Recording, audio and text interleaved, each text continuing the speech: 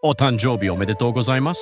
Isto é japonês para parabéns. O Observador faz 12 anos e, em vez de bolo, oferecemos uma visita ao Japão com a Pinto Lopes Viagens. Assine por apenas 39,90€ e habilite-se a ganhar. 12 anos a escrutinar o poder, 12 mil quilómetros para celebrar. Assine hoje em observador.pt. Arigatou.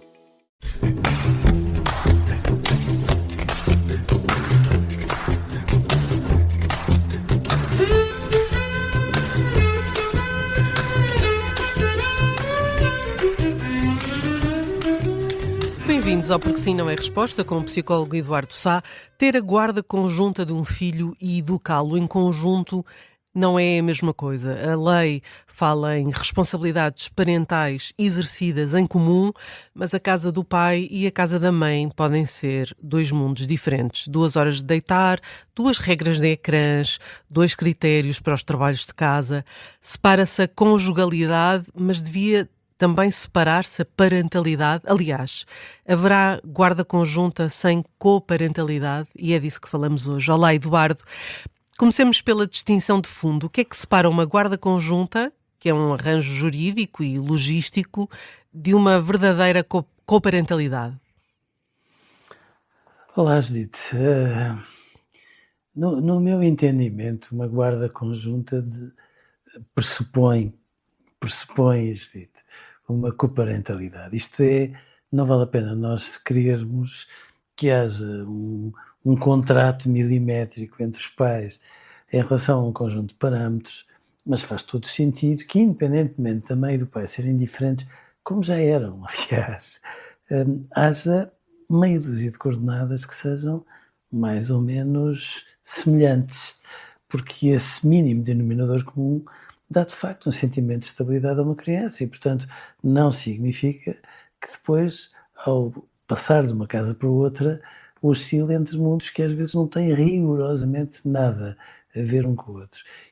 Às vezes há pais e mães que fazem questão de fazer tudo tão diferente, que aquilo que está em análise não é propriamente os interesses ou o cuidado que querem ter em relação a um filho, mas uma teimosia, uma birra, às vezes uma forma de, através do filho, hostilizarem a mãe ou o pai. Isso não é razoável. E, portanto, numa guarda conjunta, no meu entendimento, os tribunais até se deviam omitir de dizer fica deste dia até aquele dia, porque se parte do princípio, um bocadinho romântico, eu reconheço, de que os pais são crescidos o suficiente para responderem pelas necessidades e pelos direitos de um filho e terem os procedimentos adequados perante um contexto desses.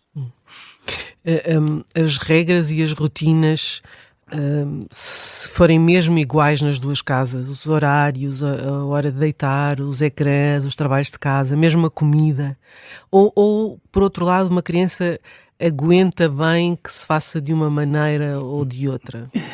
As crianças têm alguma versatilidade, é verdade, mas repare, quando uma criança, quando está, por exemplo, com a mãe, se deita às 8h30 e quando está com o pai se deita às 11 ou às 11h30, já é uma diferença muito significativa.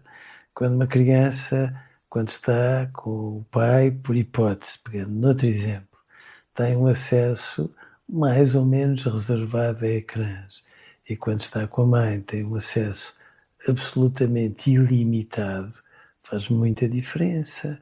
Quando num sítio lhe exigem que ela tenha modos à mesa ou que cumpra aquilo que toda a gente cumpre, e noutro lhe permitem uma certa anarquia de regras, faz muita diferença. E, portanto, num contexto destes, a guarda conjunta muitas vezes não significa uma coparentalidade e devia significar.